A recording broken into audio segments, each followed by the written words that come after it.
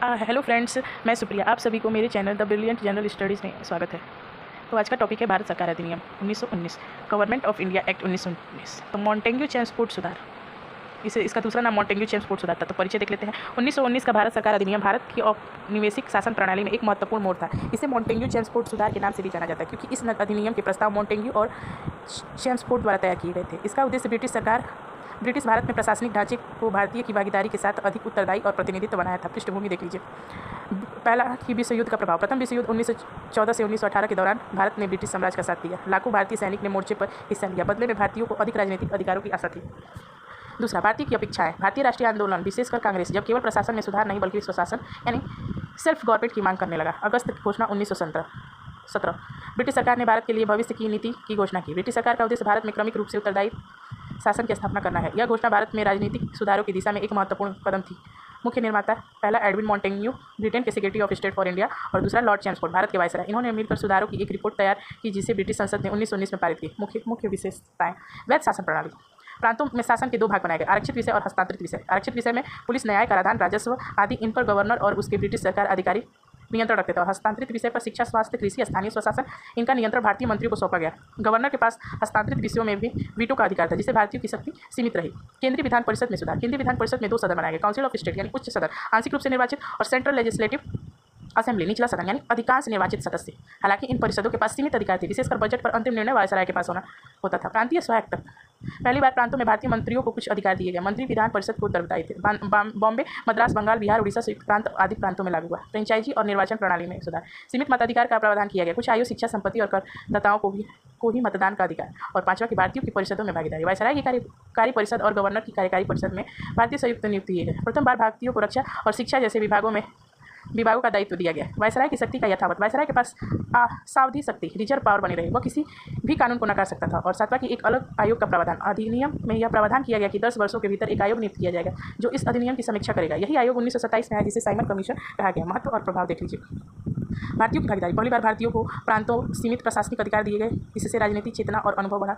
असंतोष का कारण। वैध शासन प्रणाली जटिल और अप्रभावी सिद्ध हुई। हस्तांतरित विभागों में भी अंतिम नियंत्रण गवर्नर का था। इससे भारतीय नेताओं में निराशा फैली। असहयोग आंदोलन की भूमिका। अधिनियम से असंतोष उपजा, जिसे महात्मा गांधी के नेतृत्व में 1920 में असहयोग आंदोलन शुरू हुआ। आलोचना। वैध शासन की आलोचना। इस अव्यवहारिक प्रयोग कहा गया। दोहरी जिम्मेदारी और अस्पष्ट अधिकारों के कारण प्रभावशील शासन नहीं हो पाया। सीमित मताधिकार। अधिकांश भारतीयों को मतदान से वंचित रखा गया। कुल आबादी का लगभग 10% ही मतदान था। और तीसरा, केंद्रीय स्तर पर निराशा। वायसराय की शक्तियों को अपरिवर्तित रही। केंद्रीय विधान परिषद को कोई भी वास्तविक शक्ति नहीं मिली। सांप्रदायिक प्रतिनिधि, मुसलमानों, सिखों और एंग्लो इंडियन को पृथक निर्वाचन की व्यवस्था कायम रखी। इससे भारतीय समाज में फूट और बढ़ी। सकारात्मक पक्ष। एक अस्थायी संविधान सुधार की प्रक्रिया की शुरुआत। भारतीयों को प्रशासनिक अनुभव मिला। भविष्य के संविधान सुधारों की नींव पड़ी। भारतीय प्रतिक्रिया। कांग्रेस की प्रतिक्रिया। अधिनियम को अपर्याप्त और निराशाजनक कहा गया। गांधी जी के नेतृत्व में असहयोग आंदोलन शुरू किया गया। मुस्लिम लीग। शुरू में मुस्लिम लीग ने इसका स्वागत किया, लेकिन पृथक निर्वाचनों को अस्थायी रूप देने से लीग की बात में असंतुष्ट हुई। निष्कर्ष। 1919 का अधिनियम एक संक्रमण काल की नीति का हिस्सा था। यह अधिनियम ब्रिटिश सरकार की ओर से भारत में उत्तरदायी शासन की दिशा में एक कदम था, परंतु यह भारतीयों की आकांक्षाओं को पूरा नहीं कर सका। यह सुधार अर्ध संवैधानिक प्रयोग बनकर रह गया, जिसे बाद में आने वाले 1935 के भारत सरकार अधिनियम ने पीछे छोड़ दिया। प्रश्नोत्तरी के लिए कुछ उपयुक्त तथ्य ये देख लीजिए। बिंदु और विवरण। अधिनियम का नाम भारत सरकार अधिनियम 1919। और दूसरा नाम, ये पेपर में पूछेगा, मॉन्टेग्यू चेम्सफोर्ड के सुधार। मॉन्टेग्यू कौन थे और चेम्सफोर्ड उस समय के वायसराय थे, और मॉन्टेग्यू सिक्योरिटी थे। प्रस्ताव मॉन्टेग्यू और लॉर्ड चेम्सफोर्ड। घोषणा अगस्त 1917 की घोषणा। शासन प्रणाली वैध शासन और लागू होने का वर्ष 1921। समीक्षा आयोग साइमन कमीशन 1927 में आया। और मुख्य आलोचना, सीमित अधिकार, वैध शासन की असफलता। परिणाम, असहयोग आंदोलन, 1935 अधिनियम की ओर कदम। अब इसके बाद हम 1935 का अधिनियम पढ़ेंगे। कुछ MCQ देख लेते हैं। तो आइए इससे रिलेटेड, भारत सरकार अधिनियम से रिलेटेड कुछ MCQ देख लेते हैं। भारत सरकार अधिनियम 1919 को किस नाम से जाना जाता है, तो मॉन्टेग्यू चेम्सफोर्ड के सुधार। 1919 के अधिनियम के अंतर्गत कौन सी शासन प्रणाली लागू की गई थी, तो वैध शासन प्रणाली। अगस्त घोषणा 1917 में किसने भारत में उत्तरदायी शासन की बात की थी, तो मॉन्टेग्यू ने। वैध शासन किस स्तर पर लागू किया गया था, तो प्रांतीय स्तर पर। 1919 के अधिनियम में कौन सी विषय हस्तांतरित थे, तो शिक्षा और स्वास्थ्य। साइमन कमीशन की स्थापना किस अधिनियम के अंतर्गत किया गया था, तो 1919। निम्न में से कौन सा भारत सरकार अधिनियम 1919 की आलोचना नहीं है, तो पूर्ण स्वराज की घोषणा। और 1919 अधिनियम के अंतर्गत किसने हस्तांतरित विषयों पर कार्य किया, तो भारतीय मंत्री। और भारत सरकार अधिनियम 1919 के बाद भारत में कौन सा आंदोलन प्रारंभ हुआ, तो असहयोग आंदोलन। और काउंसिल ऑफ स्टेट किस अधिनियम के अंतर्गत गठित की गई थी, तो 1919 में। और 1919 अधिनियम कब से प्रभाव से आया, तो 1921 में। और भारत सरकार अधिनियम 1919 में वायसराय की शक्ति कैसी थी, तो अपरिवर्तित रही।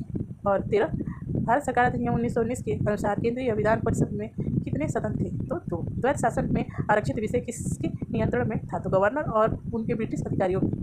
भारत सरकार अधिनियम 1919 का सबसे बड़ा दोष क्या माना जाता है? तो द्वैध शासन की जटिलता और विफलता। अब वन लाइनर प्रश्न भारत सरकार अधिनियम का देख लेते हैं 1919 में। ये पेपर में आता है, आप सभी इसको तैयार कर लीजिएगा। भारत सरकार अधिनियम 1919 को किस नाम से जाना जाता है? मॉन्टेग्यू चेम्स पोर्ट सुधार। और यह अधिनियम किस वर्ष लागू हुआ? तो 1921 में। और मॉन्टेग्यू किस पद पर थे? तो भारत मामलों में सचिव यानी secretary of state for India. और चेम्स पोर्ट कौन थे? तो वायसराय थे। और किस घोषणा के आधार पर 1919 का अधिनियम बना? तो अगस्त घोषणा 1917। और 1919 के तहत किस शासन प्रणाली की शुरुआत हुई? तो द्वैध शासन। द्वैध शासन किस स्तर पर लागू हुआ? तो प्रांतीय स्तर पर। हस्तांतरित विषयों का कार्यभार किसे सौंपा गया? भारतीय मंत्रियों को। और आरक्षित विषयों का नियंत्रण किसके पास था? तो गवर्नर और उनके ब्रिटिश अधिकारियों के पास। केंद्रीय विधान परिषद को कितने भागों में बांटा गया? तो 2 भाग। कौन कौन? तो काउंसिल ऑफ स्टेट और लेजिस्लेटिव असेंबली। और 11 नंबर की अधिनियम 1919 के तहत किस आयोग की स्थापना का प्रावधान था? तो साइमन कमीशन। और साइमन कमीशन भारत कब आया? तो 1927 में। अधिकांश पेपर में ये क्वेश्चन मोस्ट इंपॉर्टेंट है कि साइमन कमीशन कब भारत आया था? तो इसे 1927। और भारत में मताधिकार किस पर आधारित था? तो शिक्षा, आय, कर, भुगतान आदि मापदंडों पर। क्या वायसराय की शक्तियाँ सीमित की गई थी? नहीं, वायसराय की शक्ति यथावत रही। अधिनियम के अनुसार प्रांतों में उत्तरदायित्व सरकार कितनी अवधारणा थी? तो आंशिक रूप से। और किस आंदोलन की पृष्ठभूमि 1919 अधिनियम बना? तो असहयोग आंदोलन। और वैध शासन प्रणाली की सबसे बड़ी आलोचना क्या थी? स्पष्ट अधिकार और दोहरा प्रशासन। क्या इस अधिनियम में भारतीयों को केंद्रीय सत्ता में पूर्ण भागीदारी दी? तो नहीं। क्या पृथक निर्वाचन प्रणाली को इस अधिनियम में बनाए रखा गया? तो हाँ। भारत सरकार अधिनियम 1919 के बाद अगला प्रमुख सुधार अधिनियम कौन सा था? तो 1935। तो इसी के साथ आज का क्लास समाप्त होता है। धन्यवाद। तो मेरे चैनल को ज़्यादा से ज़्यादा लाइक, शेयर और सब्सक्राइब करें। धन्यवाद।